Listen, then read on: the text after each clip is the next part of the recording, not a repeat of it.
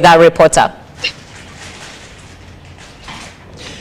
Yes, a very good afternoon to you, Tunde. It is still morning. Good morning to you, Tunde, to UBC TV once again. We are still coming to you live from Lubowa, Sabagabo Machindie, where the Electoral Commission has mounted the tally center for the 2026 presidential elections, which is, as well, as far as I'm informed, their new home that they're trying to set up, and with time they will permanently be here. Now, we have a chance to talk to the man himself, the man in charge of the whole season, the electoral process 2026. That is Justice Byabakama Mugenyi Simon. That is the order of the name I've come to discover. My Lord, good morning. Good morning, Jordan. How are you? I'm fine. Good morning, viewers of UBC. Yes. Welcome to the National Tally Center, Jambago. I mean, Lubowa. I'm seeing 2021. Okay. How has been the process, in your view, since campaigns to date? Oh, well, I think the process has been, of course, campaigns had a little, the usual. But overall, the campaigns went on well. The presidential candidates were able to cover the areas they wanted to cover, and quite successfully, in my view, and thankfully. We don't have major incidents like we had in 2020 when so many people died. I want to commend the people, and yesterday, of course, people went for polling at the 50,739 polling stations, where they were able to cast the votes for the president, woman member of parliament, directly elected member of parliament. And I want to say this process went well, although there were glitches in the morning on account of the biometric voter verification kits, which developed issues in some areas. In other polling stations, they worked well, but in other areas they didn't. But we were able to switch immediately to the using the manual register, and people voted, and that's why today we are here to receive the results. Two things. There was concern about the unprecedented disqualification and denomination of candidates. How did this happen? And the biggest question is, you, Electoral Commission, denominating people you nominated. How did you discover your mistakes after making them? No, the mistakes were not, first of all, the mistakes were not by the Electoral Commission. They were by the candidates. Yes, because you see... If you approve my papers, yes. How do you again discover that they have a problem? Now, let me tell you, Jordan. First of all, the law provides that after nomination, your papers can be scrutinized by any voter or your opponent in the race. After nomination, the voter or your opponent is at liberty to scrutinize your papers, inspect them, and if there are issues he or she discovers in your papers, that person has a right to complain to the Electoral Commission. It is in the law. If the lawmakers had intended that once the candidate has been nominated, whatever mistakes are there, they should not be looked into, or they should not be raised, they should have said that. But the mere fact that the law recognized that even when someone has been nominated, the nomination can still be challenged in law, and the challenge can be raised with the Electoral Commission, and the Electoral Commission will sit as a quasi-judicial body, entertain the complaint, look into the merits of the matter. If it finds that there was no merit, dismiss the complaint. If it finds there was a merit, then we take the necessary steps as recommended in the law. How can voters have the capacity to detect these gaps in candidates' papers, and you, the Electoral Commission, these papers pass your stages and they go to the next level of nomination? Yeah, first of all, let me tell you that we have 2 days for nomination, and we have tens of candidates coming in for nomination in those 2 days. Our team that verifies the papers, the nomination papers of these candidates, they are in most cases overworked. They have to catch up with the time.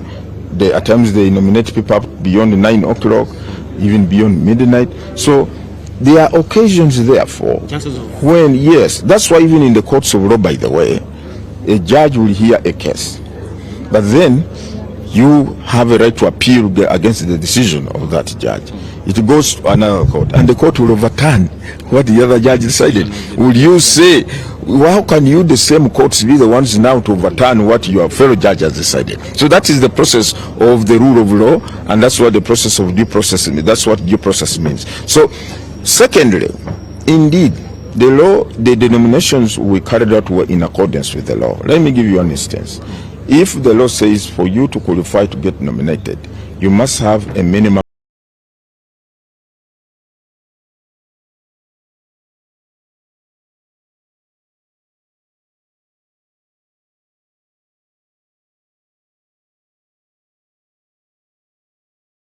academic qualification of A level or its equivalent. You present certificates or your academic qualifications. Someone says, but no,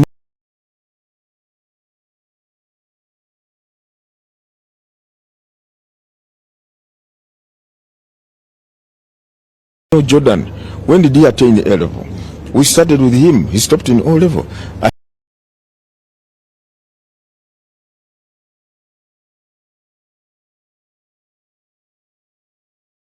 Question the credibility or the correctness of that academic qualification. Yes. So you come to the commission. The commission will interrogate the matter. If we find indeed that you do not have the necessary academic qualifications, the law says we disqualify you. So the disqualifications that were carried out were in line with the. And by the way, Jordan, you know, we had, I think, about 400 petitions. How many disqualifications have we done? They're about less than 15. Yeah, they're less than 15 or 20, if to my recollection. Then secondly, how many have we, if we had allowed there for all the 400, it means more than 300 people would have been dismissed, many of them. Clarify about the issue of unopposed, because there are also many this time in the history of elections. You know what, Jordan? Yes. Ugandans have become more vigilant now. People have become more vigilant to scrutinize the credibility and the validity of the papers of the candidates who have gotten nominated. Someone can the bar has gone out now. That has gone up now. For example, people are quoting the case of Makindi, the mayorship of who are about 11 disqualified. The person who complained said, "I have looked at the papers of all my opponents. They have issues. They have not complied with the law on the terms of numbers of supporters they're supposed to get from each electoral area." Just looking at the papers of the candidates. When the commission invited them and they came with their lawyers, we studied their papers, we scrutinized them, we analyzed them. Indeed, we realized or discovered that there were issues. There were issues, they know, and we did not look at any other evidence apart from the nomination papers filled by each of these candidates, and we said, here the law says each of your supporter must sign against his or her name. If they don't sign, it means they do not consent to your, it's in the law, your candidature. It says, and the law says the supporters must be from that particular electoral area. If you are getting supporters from Salama A electoral area, the 20 must be from that Salama A. Don't get supporters from Salama B and put them in the list of Salama A. If you do, and we find out we cancel those ones from Salama A, then you'll be below the quota. Some people thought there was an element of biasness. Let's clarify that quickly. Which bias? I have said we looked purely at the nomination papers of each of those candidates. Nothing else.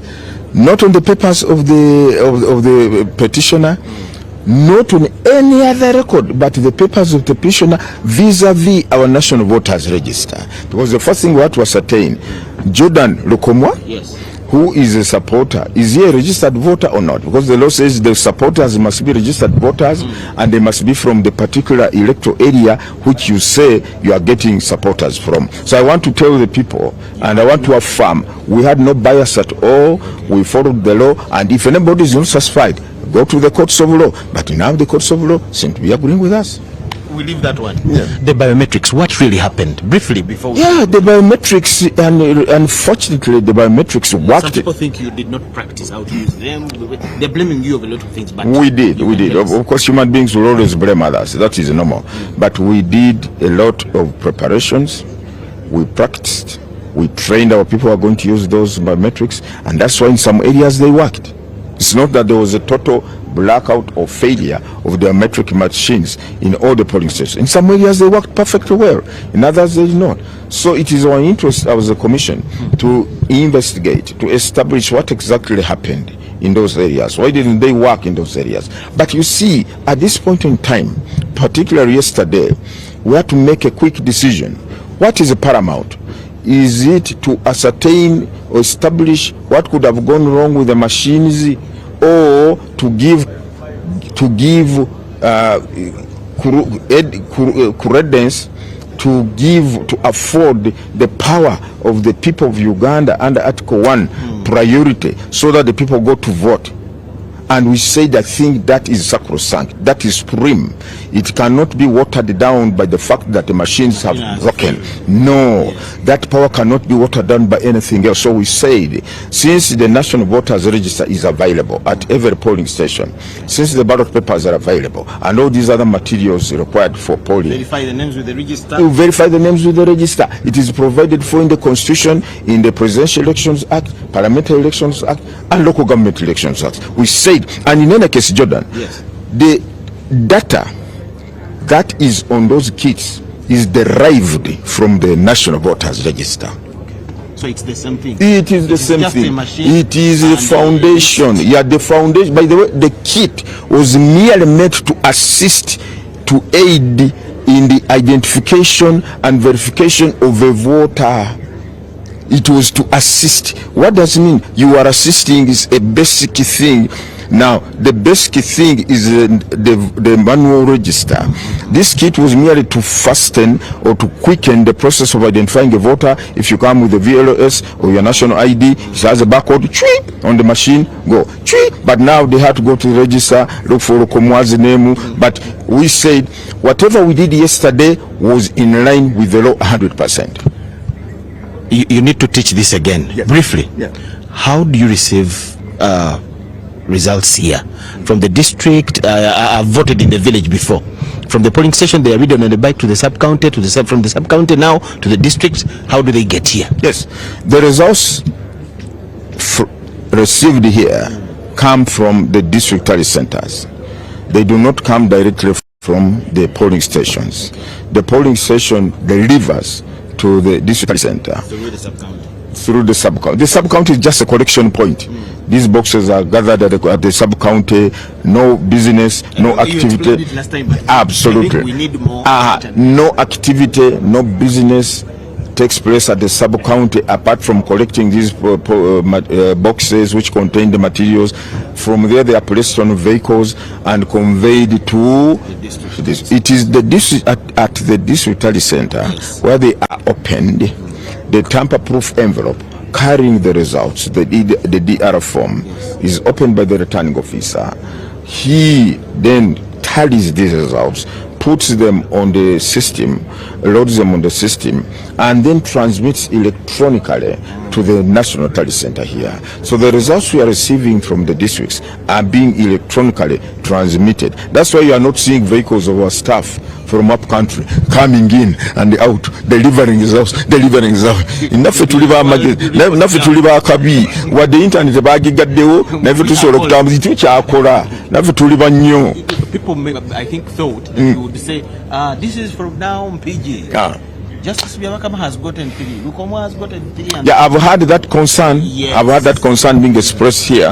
That, but they are not showing us where they're coming from. Exactly. I'm in touch with my IT people, and we're saying, look, we are not here to hide anything. Good.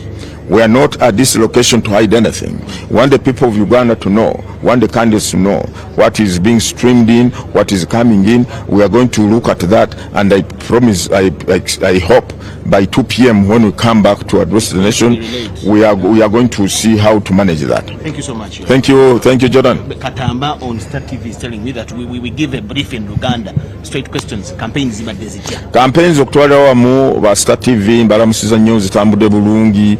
Weewaawo babaddewo obuntu tonotono naye okutwalira wamu tewaddewo okuyiwa kwa musaayi nga bwe twalaba mu mwaka 2020 abacandidates basobodde okutuuka bwe balina okutuuka abantu okutwala bannayuganda balaze ekifaananyi ekirungi. Mwebale nnyo, mwebale ddala. Olunaku lwajjo twabadde n'okulonda ebifo byonna ebironderwamu emitwalo 5,739 byaggudwawo. Ebirondeswa ebyokulondesa ne bituukayo ne tubiteekayo abantu ne basobola okulonda. Naye okuba nti jjo twafunyemu obutaataaganyizibwa ku buuma bwaffe, ebifo bimu bwakoze ebirala tebwakoze, naye egyo ne tugamba nti kakati tuyimirize okulonda olwokuba nti obuuma tebukoze, ne tugamba nti nedda, obuyinza bw'abantu obuli mu ssemateeka bulina okutuukirizibwa. Nabwe ne tugamba nti tukozese register eziri ku buli polling station.